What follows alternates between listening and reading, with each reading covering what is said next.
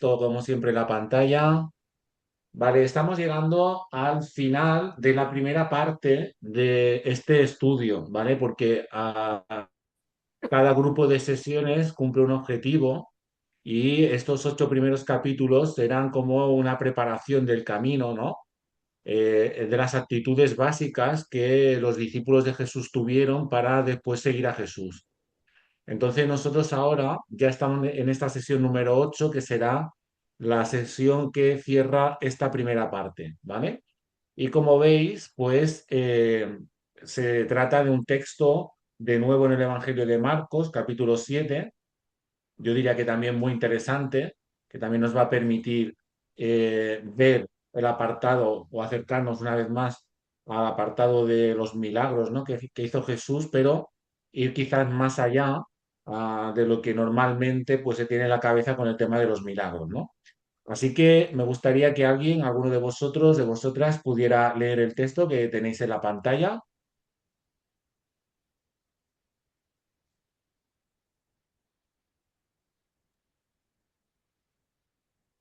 Jo mateix. Venga, va, Joan, endavant. Dejó Jesús el territorio de Tiro y marchó de nuevo por Sidón hacia el lago de Galilea, atravesando el territorio de la Decápolis. Le llevaron un hombre que era sordo y además apenas podía hablar, y le suplicaban que le impusiera la mano.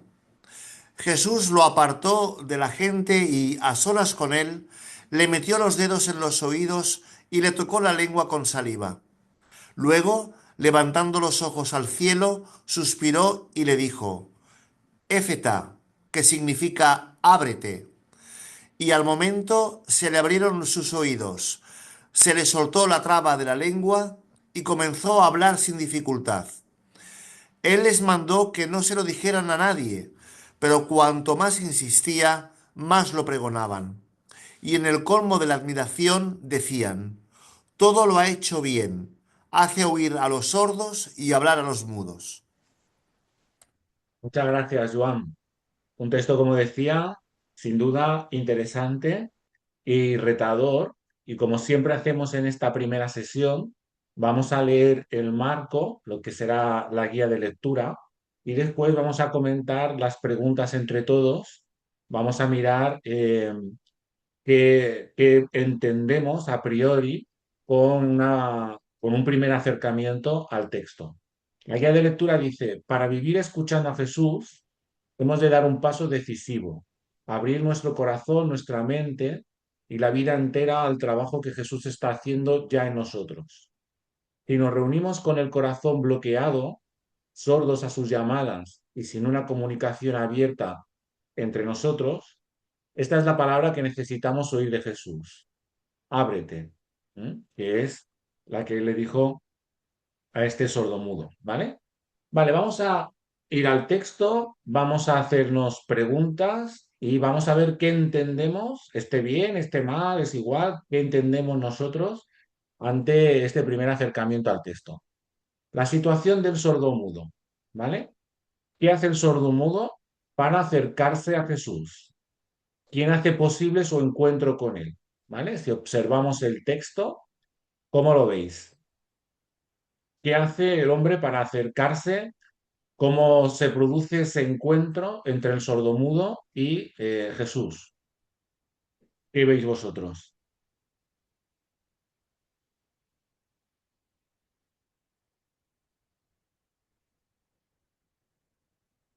Dice, nada, esto fue ahí. ¿Qué veis en principio? Os pongo el texto otra vez por aquí, ¿vale? ¿Qué observáis en este caso? ¿Cómo se Am- produce este encuentro con Estaba Jesús? intentando buscar en la app cómo levantar la mano, pero ¿puedo hablar? Pues tranquilo, Gabriel, habla, habla. Vale.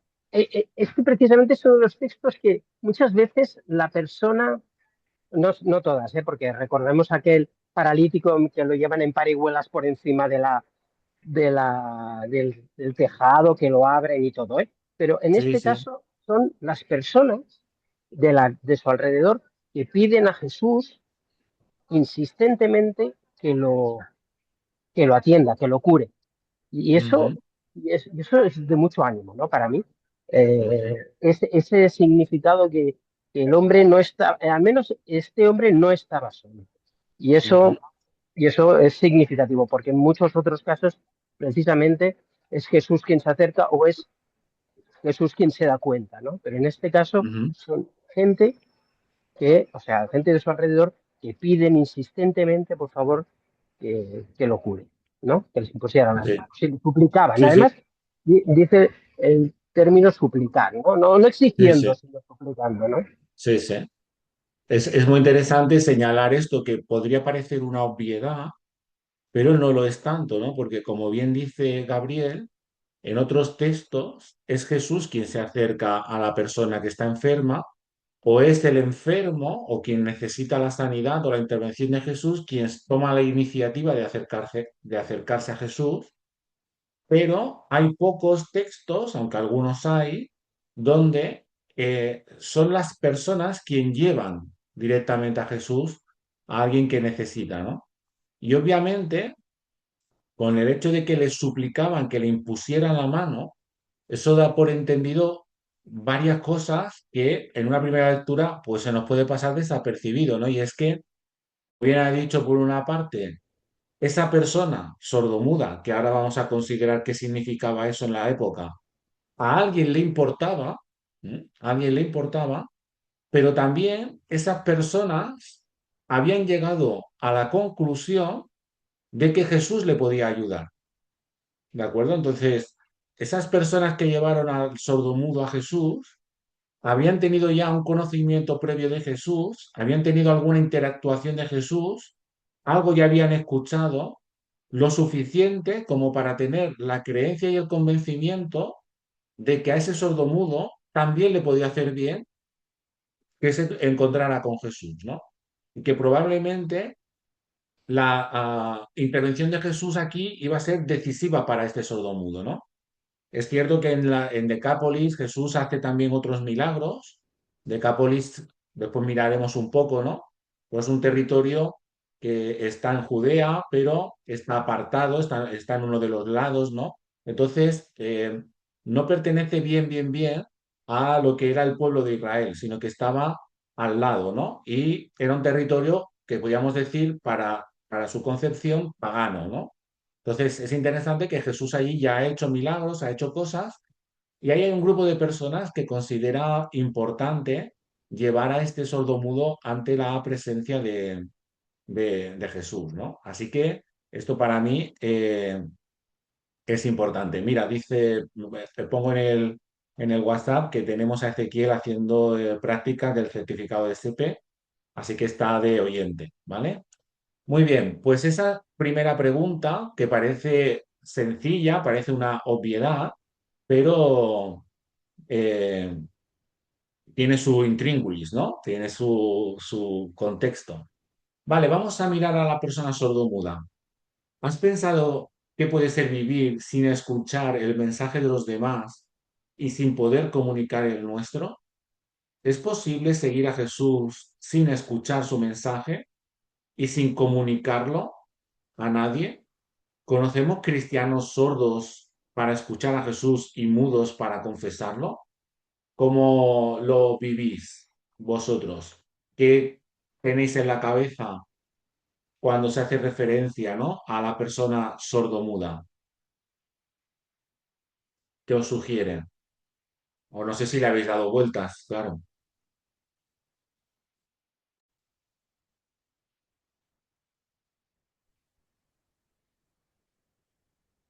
Vale, Jackie. Sí. Bé, jo quan he tingut a vegades, doncs, he tingut alguna companya, no?, que era sorda, no?, i que tampoc parlava massa bé. Sí que conec algú sordmut, no?, però sí que és cert que el que m'ha quedat clar quan hi han persones que els hi falta, bueno, tenen una discapacitat d'aquest tipus sensitiva, la veritat és que desenvolupen els altres molt més. Llavors, entenc que si era sordomuda, veia coses, llavors Jo entenc quan es plantegen que hi ha persones d'aquest tipus, jo penso que el Senyor fa arribar la seva paraula i els seus miracles i tot ho fa arribar perquè ho entengui tothom. I tot i que pugui haver-hi gent que per les seves mancances o seves discapacitats físiques o sensorials o el que siguin, eh, li manca poder, potser, doncs això, no? Poder parlar o poder sentir, sí que jo penso que el senyor utilitza altres mitjans, no? I penso que també, com per exemple, jo me l'imagino, no? Quan aquesta persona, no? Que el qui va portar cap a Jesús van ser les persones del seu voltant, val? Llavors, on no arriba aquesta persona, amb aquesta mancança que té ella, doncs el Senyor mou, no? Persones al seu voltant perquè siguin els que i l'acostin a ell. No sé, penso que, no sé, que a vegades es mouen mm, persones i, bueno, el Senyor utilitza mil maneres, no?, per apropar-nos a ell i no hi ha res que s'hi pugui resistir a nivell de, a més, un tipus de discapacitat o d'aquest tipus, penso jo. Está claro que Dios aquí muestra de una manera de las muchas que aparecen en el texto bíblico, que siempre va a trascender las limitaciones de las personas y que al final quien le busca, quien le necesita, le encuentra, ¿no? Va a ser así, ¿no? Vale, José,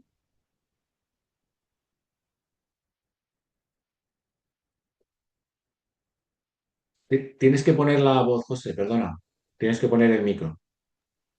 Ahora. Perdona, que lo tengo quitado para no molestar y se me ha olvidado. Claro, claro. Digo que aparte de las discapacidades físicas que son más evidentes y no me puedo imaginar lo que tiene que ser sordo-mudo, porque tiene que ser súper limitante, yo creo que eso también nos lo podríamos aplicar a todos los que no la tenemos, pero es algo como global en la sociedad, que todos somos un poco sordomudos, ¿no? Todos nos falta mucho oír, nos falta mucho decir las palabras correctas, el mensaje correcto, escuchar las cosas correctas, más ahora en este mundo en el que vivimos que tenemos tantos inputs de información que parece que lo recibimos todo, eh, pero de entre todo ese ruido yo creo que podemos recibir muy pocas cosas y tenemos que saber seleccionar muy bien. Y lo mismo con lo que decimos, ¿no? Tenemos la capacidad de hablar, pero a veces somos mudos porque no elegimos las palabras correctas, el mensaje correcto. Y si podemos tener en nuestra mano, tener este mensaje correcto y ser una vía de difusión, si no lo hacemos estamos siendo muy sordomudos, ¿no? Al Ujú, respecto. O sea, está la ujú, carencia física evidente y la que no es tan evidente, pero también es muy real. ujú. Te agradezco mucho tu intervención porque tú has ido ya directamente a hacer aplicaciones, ¿no? Y están geniales, ¿no? Y claro, el tema aquí es mirar más allá de lo estrictamente físico, ¿vale? Ahora hablaré un poco de esto. Vamos a darle la palabra a Joan, que también ha levantado la mano, y os explico esto que quería decir. Joan, adelante. Bé, jo, saps què passa? Que de vegades, pel que esteu dient, de, d'aquest aspecte de comunicar el missatge de Jesús, que hi ha gent que són sords d'alguna forma virtual, diguem, sords d'aquests que no volen escoltar tampoc, o potser tenen algun reparo en confessar la seva fe amb Jesús davant dels demés. A veure, jo crec que, a veure, potser a les esglésies protestants ens fa falta potser arribar a la conclusió de que algú, per exemple, així com l'Església Catòlica Romana té el Papa, que és el que parla per tothom de l'Església Catòlica, es fa amb altaveu del missatge de Crist. No sé si a nosaltres, a les esglésies protestants, que en som moltes, som molt heterogenis, potser a nivell mundial ens faria falta una persona que presidís d'alguna manera, democràticament parlant, tot l'espectre aquest evangèlic i donar un missatge d'unitat del protestantisme davant del món. Jo no sé si això seria factible o no, però de vegades jo trobo a faltar que dins del món del protestantisme potser faria falta algú que, que, que agrupés les idees del protestantisme, el missatge evangèlic de les esglésies històriques i sigués el portaveu, diguérem. Perquè sembla que de Sí, vegades cada església va per lliure, no? ya, sí, Penso, no sí. sé. Sí, pues es muy interesante lo que dices también, ¿no? Y desde luego es una reflexión que puede derivarse de lo que estamos comentando. Por ir por partes, vuelvo un momento al texto y después yo hago un comentario mío al respecto de lo que tú dices, Joan, que me parece muy apropiado también. Pero, por ejemplo, para volver al texto y retomar un poco lo que había dicho José, aquí hay algo más que... Uy, algo se me ha ido. José se ha desconectado, que viene. Vale, pues con respecto a esto que había dicho José, yo creo que él acierta, a lo mejor no sé hasta qué punto él lo ha hecho con conciencia o no, pero el tema del sordomudo en este evangelio no es simplemente la curación de una persona sordomuda, que obviamente también es eso, ¿eh? Se cura a una persona sordomuda, una persona que estaba excluida de su sociedad por esa discapacidad y que Jesús le devuelve la dignidad, la humanidad y la capacidad de poder desarrollarse como persona. Por lo tanto, esa dimensión personal está ahí. Pero el tema va más allá de la sordomudez de la persona. Esto conecta con el Antiguo Testamento, que está lleno de referencias de los profetas que llaman al pueblo de Dios, al Israel histórico, que nada tiene que ver, por cierto, lo digo para que nadie confunda, con el Israel de hoy en día, ¿de acuerdo? Ese Israel histórico tenía un problema y los profetas lo habían denunciado muchas veces. Y es que, habiendo recibido el pacto con Dios de que serían su pueblo y que recibirían esas instrucciones de vida, ¿no? Para ser portadores de esa vida y poder transmitirla al resto de los pueblos, que es el pacto del Antiguo Testamento, ¿de acuerdo?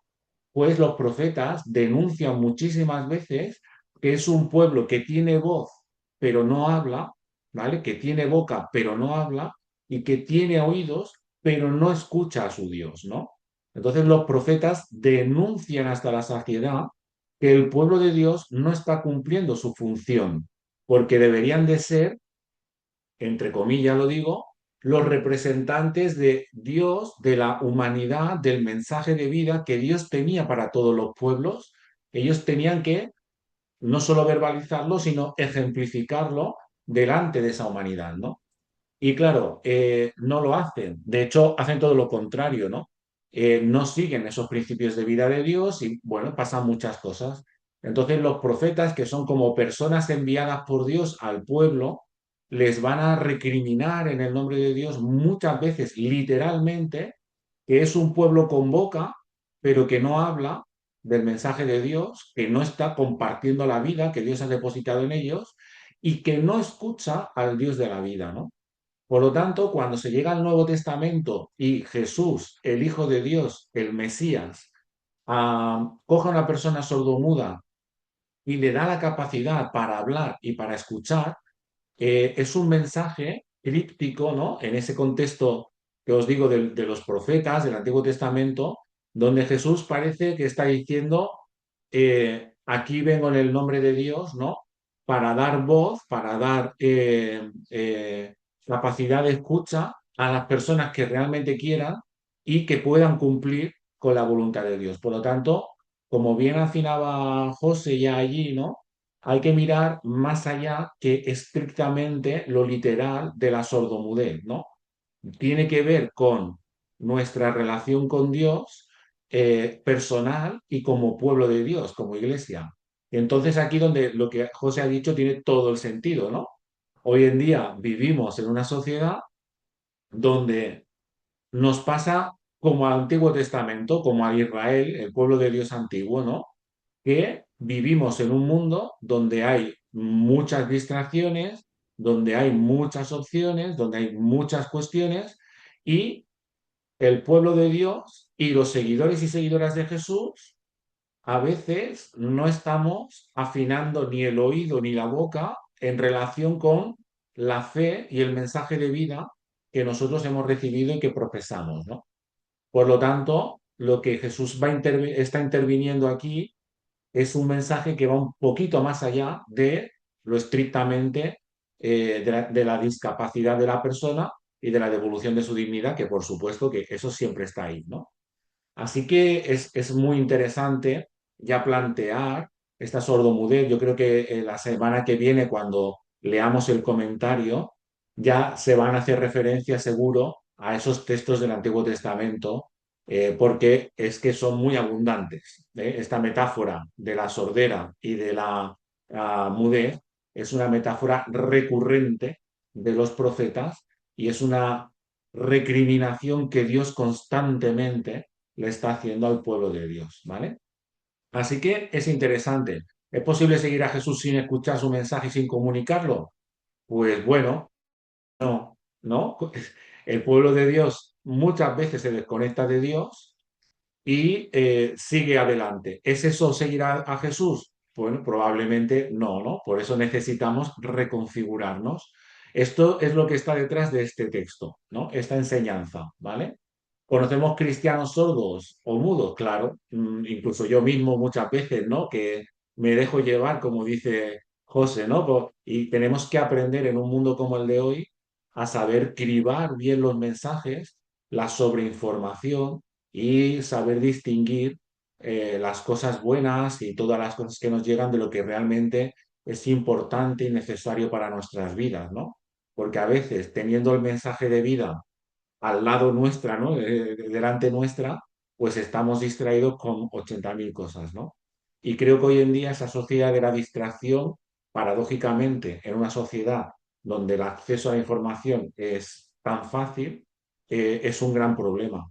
Esa distracción es un gran problema. Y también lo es, obviamente, para vivir una vida de fe. ¿Mm?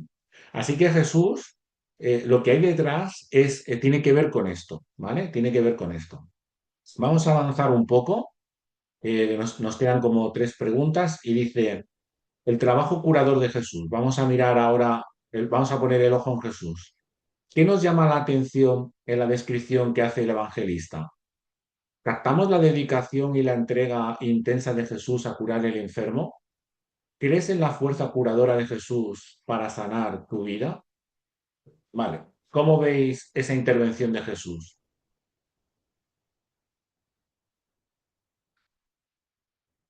¿Qué os llama la atención?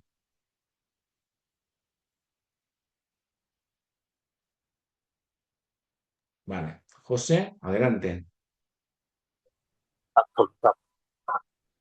Creo que es evidente que si estamos aquí es porque todos de alguna manera lo creamos, aunque se nos olvida muy a menudo. Porque como todo lo evidente, lo aparentemente evidente, todo lo que nos rodea es tan contradictorio y tan diferente a ello, la evidencia, parece un pensamiento mágico, parece algo que no sea real y entonces pues se da por hecho muchas veces que no puede ser así, ¿no? A veces todos pecamos, ¿no? A mí háblame de ciencia, muéstrame las cosas científicas solamente y esto que es así como mágico y a mí esto no me vengas con estas cosas, ¿no? Eh, pero como si fuera un efecto placebo y nadie cree en el efecto placebo cuando es tan potente el efecto placebo. Ujú. Porque la creencia y esta creencia tan potente que tenemos nosotros o deberíamos tener más a menudo, supongo que de lo que todos tenemos, pues es real. O sea, todos lo hemos visto en nuestras vidas, todos tenemos, creo que todos tenemos testimonios de que esto es así, pero aunque lo sepamos por la práctica, incluso por la evidencia en nuestras propias carnes, incluso se nos olvida luego. Entonces, eso es lo que a mí me parece más alucinante, que todos los que estamos aquí creo que lo sabemos, pero con el devenir del día a día se nos va y se nos vuelve a olvidar. Yo creo que, vamos, estoy en línea contigo y creo que nuestra sociedad a día de hoy, por una serie de devenir del pensamiento, de cuestiones históricas que ahora no conviene sacar todo, ¿no? Pero básicamente hemos llegado a ser una sociedad materialista, cientifista, mecanicista, donde en todos los ámbitos de la vida aplicamos estos criterios, ¿no?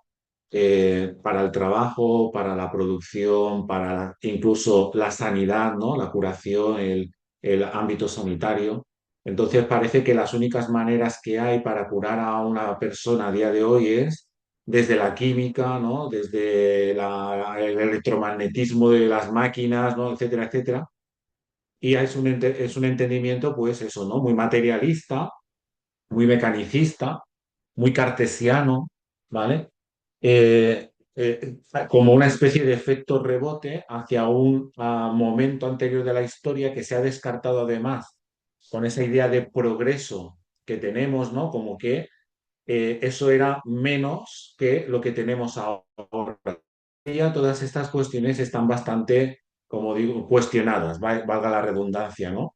Esta idea de progreso ya no se ve tan así, ya no se cree que es mejor lo que tenemos ahora que lo que había antes, por lo menos en según qué círculos, ¿no? Que todo tiene su lugar.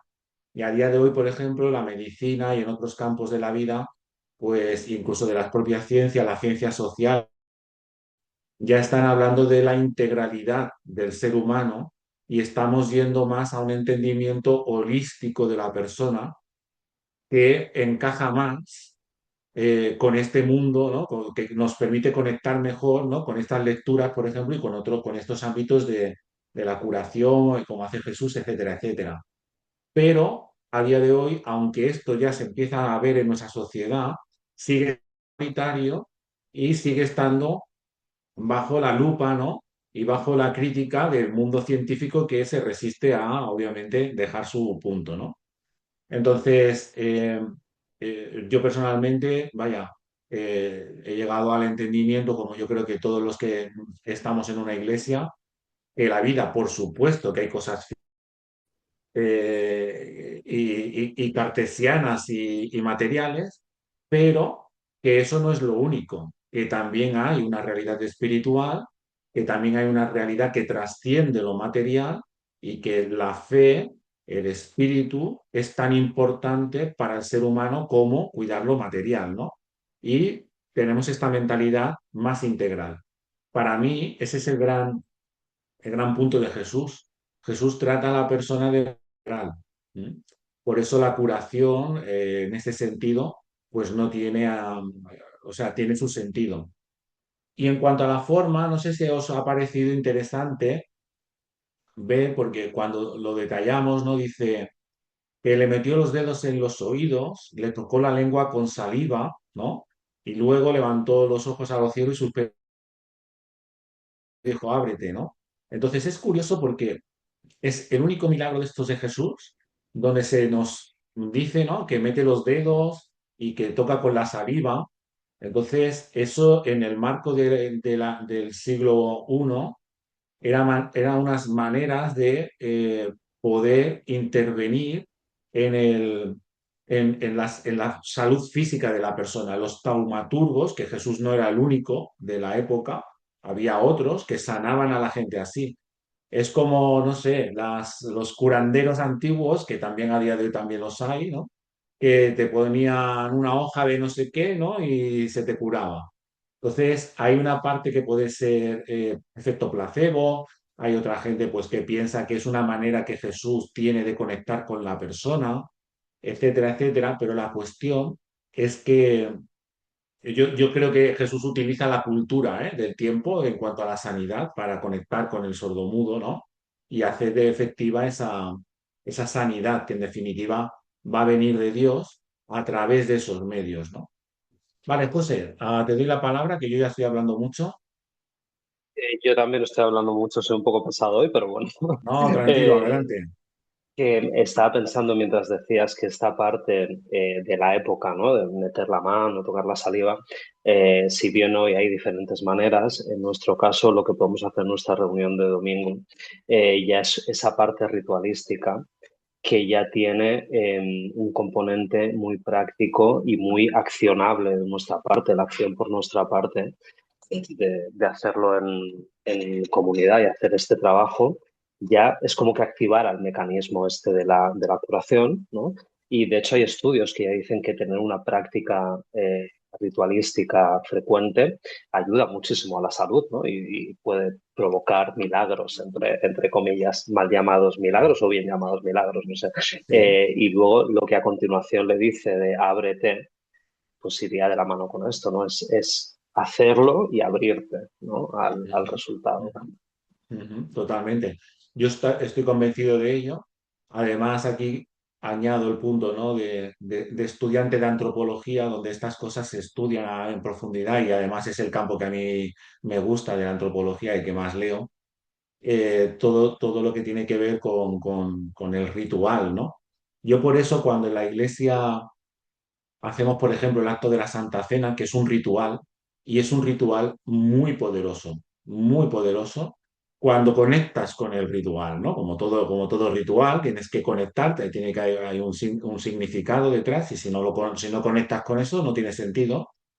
Pero cuando se conecta con ello, puede llegar a ser liberador, puede llegar a ser un momento donde se te llene el alma, la persona de alegría, etcétera, dependiendo de el énfasis que ese domingo le demos, o en este caso el pastor hace, ¿no?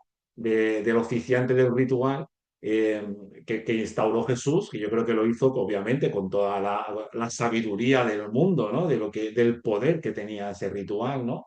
Como otros que nos dejó. Igual que, por ejemplo, a veces en la iglesia lo hacemos poco, pero de vez en cuando lo hacemos, que oramos por alguna persona y ponemos las manos sobre la persona, ¿no? A mí, por ejemplo, en mi ordenación, que hay por ahí alguna foto, pues se ve la mano todos los pastores me pusieron la mano encima, ¿no? O se conectaron entre ellos para hacer ver esto, ¿no? Y esto puede parecer una tontería, pero hay mucho poder en todo ese gesto y en todo ese ritual, ¿no?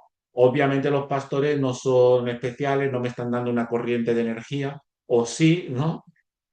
Porque aquí hay mucho poder en el símbolo y en lo que eso supone sobre la persona. Igual pasa cuando en la iglesia, por ejemplo, oramos por alguien en un culto, o a veces yo oro también con una persona aparte, y yo le pongo las manos a esa persona en la cabeza o en el hombro, ¿no? Y hago la oración. Y esto, obviamente yo no tengo un poder curativo, pero la oración sí tiene ese poder curativo. Y el hecho de ritualizarlo como expresión de fe requiere y multiplica el poder de lo que estamos haciendo allí, ¿no? Y Dios se hace presente. Lo que yo he experimentado es que Dios en eso se acaba haciendo presente, ¿no? Y que hay, pues, sanidad bien entendida, ¿no? Cuando estas cosas las hacemos. Y cuanto más comunitariamente se haga, más poder tiene. Perdón, es que hoy llevo un día que por lo menos llevo 5 horas hablando. Pues cuanto más comunitariamente se hace algo, más poder tiene, ¿no? Y el ritual más potente es. Por eso yo creo que Jesús quiso que la Santa Cena o el bautismo o cuestiones de este tipo se hicieran en comunidad, ¿no? Yo estoy convencido de que ahí hay una gran enseñanza, ¿no? No sé si alguien más quiere comentar al respecto de esto.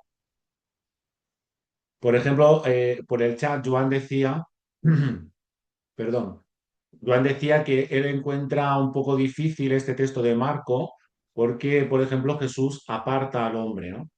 En este caso, Gabriel contestaba que él creía que lo separaba porque no quería hacer el espectáculo, sino que se quería centrar en la persona. Y muy probablemente van por aquí los tiros, ¿eh? Muy probablemente lo que Jesús quería era dejarlo en el marco de la persona. Esto es un poco más largo de explicar, yo solo lo voy a nombrar, ¿vale? Ya sé que a lo mejor no entenderéis todo lo que voy a decir, pero tiene su razón. El Evangelio de Marcos es un libro, como todos los evangelios, que está escrito con unos principios literarios, ¿vale? Es decir, el evangelista, cuando escribe su evangelio, utiliza recursos literarios. Y hay un recurso literario en el Evangelio de Marco que se llama el secreto de Jesús, ¿no? Entonces, a lo largo del Evangelio, Jesús dice varias veces, y el evangelista se hace eco, cuando hace un milagro, dice, no se lo digáis a nadie, no se lo digáis a nadie, no comunicarlo a otras personas, dejadlo en secreto, ¿no?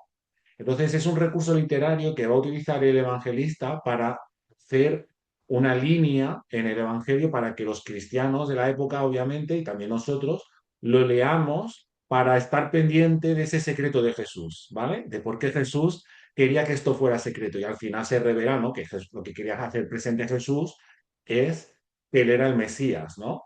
Y no quería provocar adelante su persecución. Entonces, en el Evangelio de Marcos en concreto vemos esas expresiones y vemos que Jesús llama aparte a la gente porque parece que Jesús no quiere que se haga popular ni parece que ni que Jesús quiere pretender, ¿no? Que se descubran las cartas antes de tiempo, por decirlo de alguna manera, ¿no? Entonces, esto es un recurso literario propio del Evangelio de Marcos. Si un día lo leéis así del tirón, que se lee en 2 tardes el Evangelio de Marcos, veréis cómo estas expresiones salen frecuentemente, ¿vale? Y veréis cómo es una cosa que hace como escritor para tenerte en la atención, ¿no? Para poder enseñarte algo, ¿vale? Eso seguro que os ayuda a entender un poco más el por qué también el evangelista lo explica así, ¿vale? Lo explica de esta manera. Vale, vamos a las últimas. Dice, el grito de Jesús. ¿Qué podemos intuir en esa mirada de Jesús levantando sus ojos al cielo? ¿Qué le pide al sordo mudo? Y es tan necesaria la colaboración del enfermo.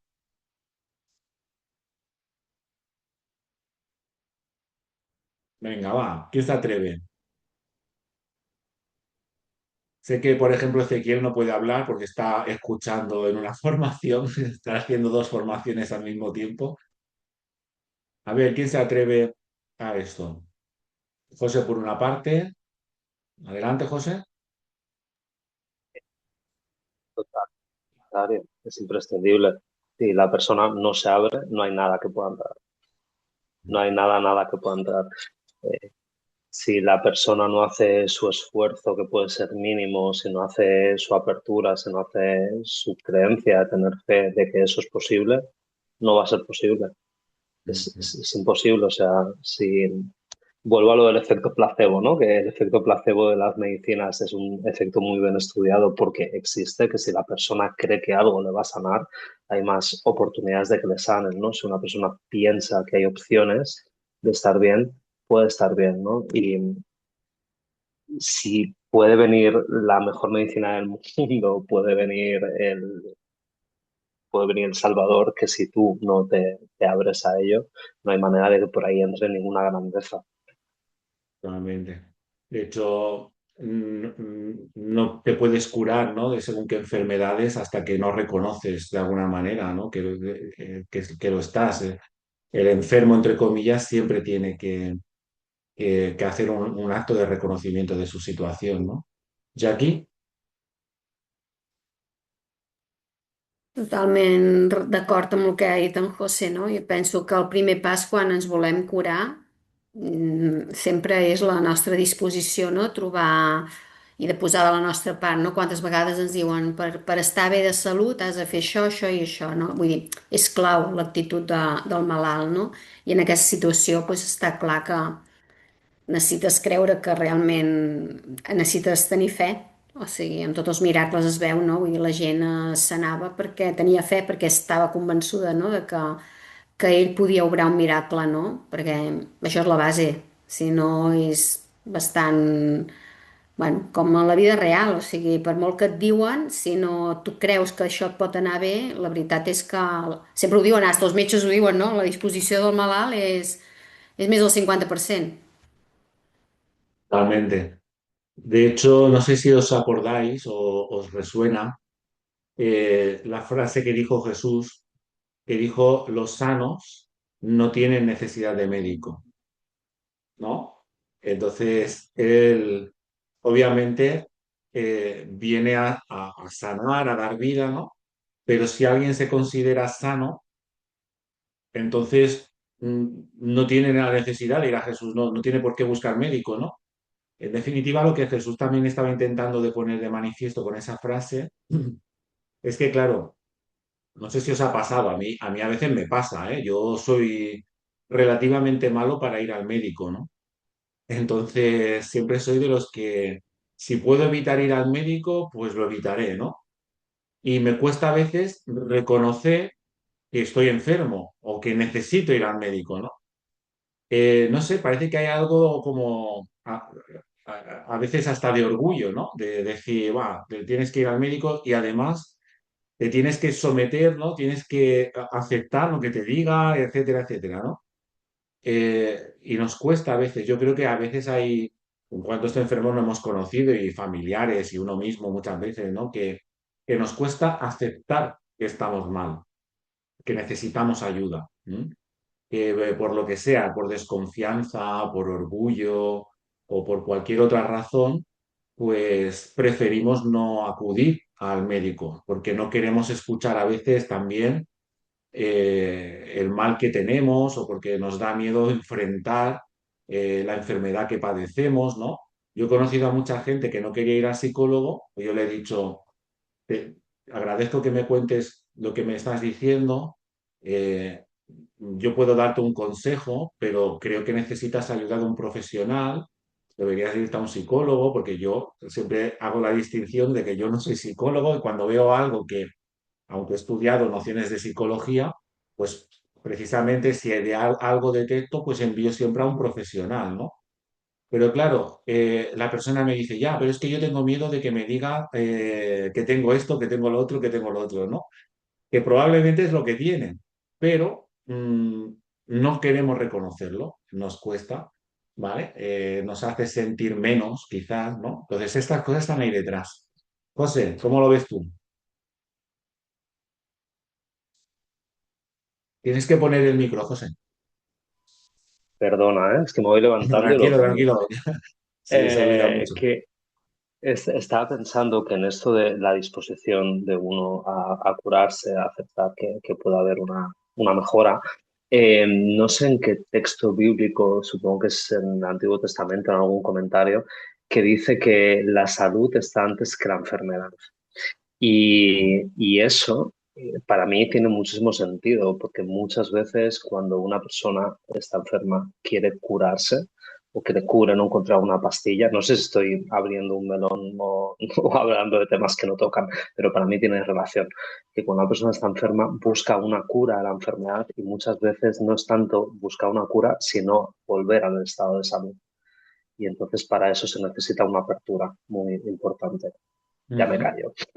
No, no, no. Está genial que lo digas, porque yo siempre he criticado en el cristianismo en general, ¿no?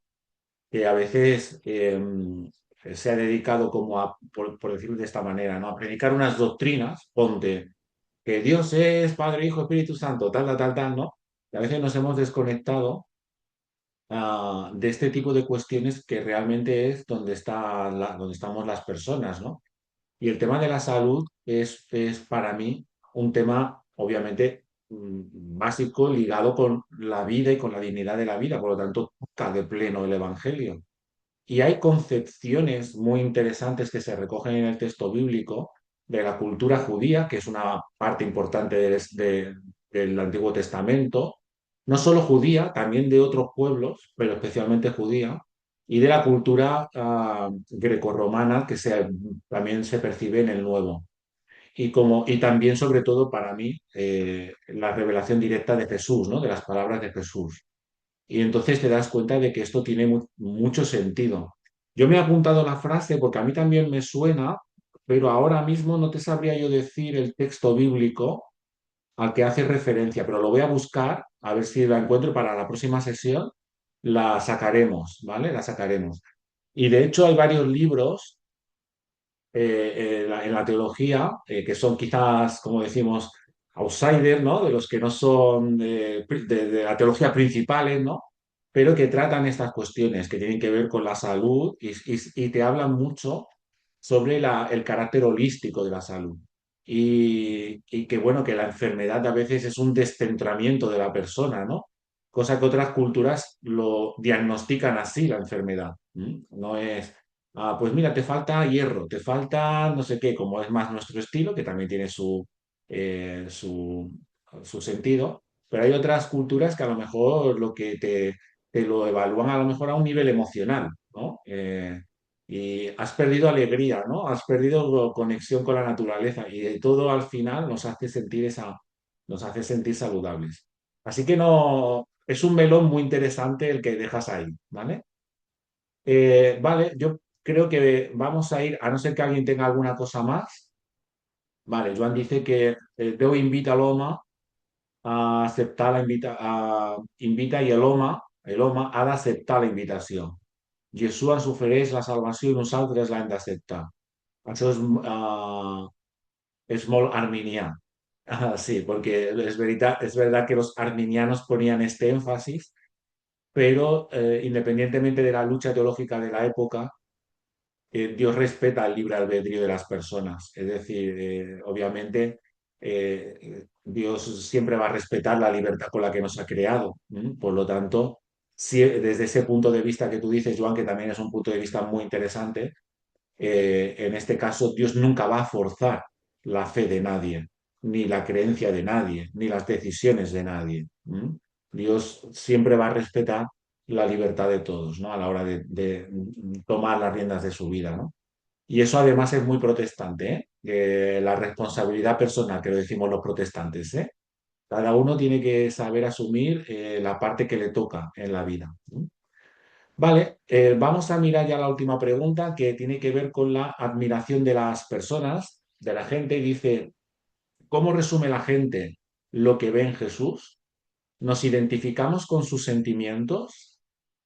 ¿A ti te está haciendo bien Jesús? Porque recordad que cómo acaba el texto, que dice que cuando ellos acabaron, dice que él le mandó que no le dijeran nada a nadie, lo que os decía del secretismo de Marcos, ¿vale? Jesús les manda que no le digan nada a nadie, pero cuanto más insistía, más lo pregonaban. Y en el colmo de la admiración decía, todo lo ha hecho bien, hace oír a los sordos y hablar a los mudos, ¿vale? Entonces la pregunta es, ¿nos está haciendo bien Jesús? ¿Nos identificamos con esos sentimientos? Entiendo que sí, porque si no, no estaríamos aquí, ¿no? Pero la idea también es contrastarlo, ¿no? Con oye, a nosotros nos hace bien, pero ¿por qué la gente a lo mejor tiene a veces estas reticencias, ¿no? Y si a nosotros nos hace bien, pues a lo mejor también está bien compartirlo con otras personas, respetando, obviamente, ¿no? La libertad de los demás, porque al final este sordo mudo vino a Jesús porque lo trajeron, ¿no? Vale, no sé si alguien quiere comentar algo al respecto.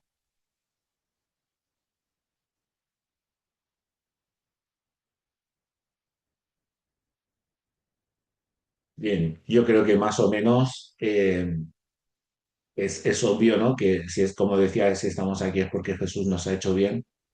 Y la idea es, a veces, ¿dónde están las suspicacias, ¿no? De la gente con respecto a Jesús, ¿no? Porque creo que muchas veces se confunde el acercamiento a Jesús con el acercamiento a una religión. El seguir a Jesús con asumir, ¿no? La historia de la Iglesia que tiene miles de años y que obviamente está llena también de buenas cosas, pero también de malas cosas, ¿no? O de seguir a Jesús y asumir el contenido doctrinal que las iglesias han ido generando a lo largo de miles de años, ¿no?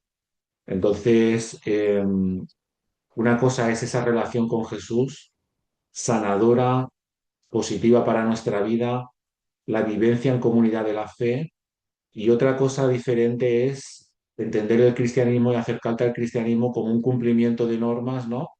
Religiosas, distanciándote de esa experiencia real de Jesús, ¿no?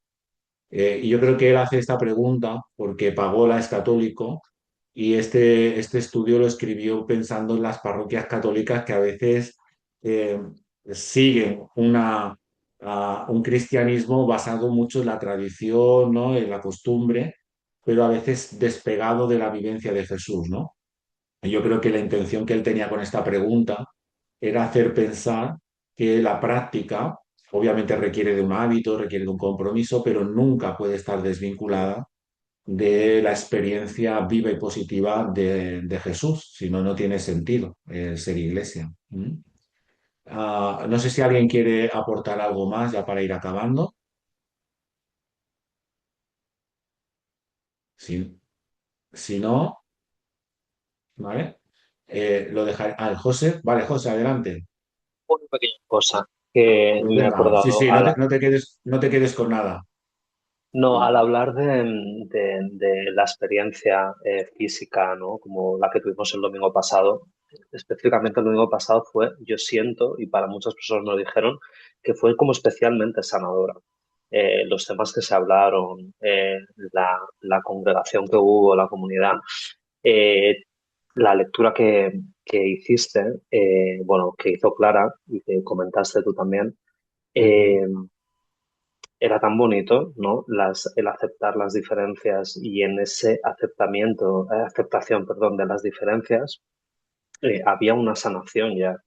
Y eso es algo que ujú, tiene muy bonito esta iglesia, el ser protestante y reformista, que somos tan diferentes todos y esa aceptación de la diferencia tiene algo de sanación de la herida que todos tenemos.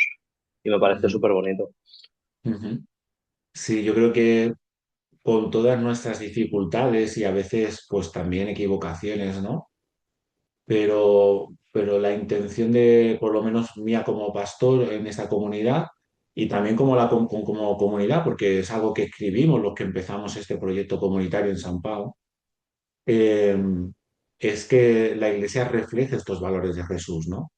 Y creo que a día de hoy hay, pues, como siempre en la historia, valores que son más necesarios de recuperar que otros por el contexto histórico que nos toca vivir.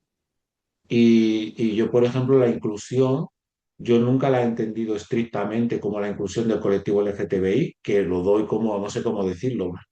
Para mí es, ya lo he dicho muchas veces, ¿no? Es lo mínimo, ¿no? Que se tendría que pensar, ¿no? Por supuestísimo. Pero no solo esto, sino que pues personas con discapacidad, personas en este caso como Clara, que además tiene autismo, que pasa por momentos muy complicados, pero no solo ella, también otras personas. Todo el mundo tiene su justa participación, su justo lugar en la comunidad y, y yo como pastor la estaba escuchando y yo pensé varias cosas, ¿no? Mientras escuchaba, ¿no? Y estaba siendo muy bendecido, ¿no? Por su lectura.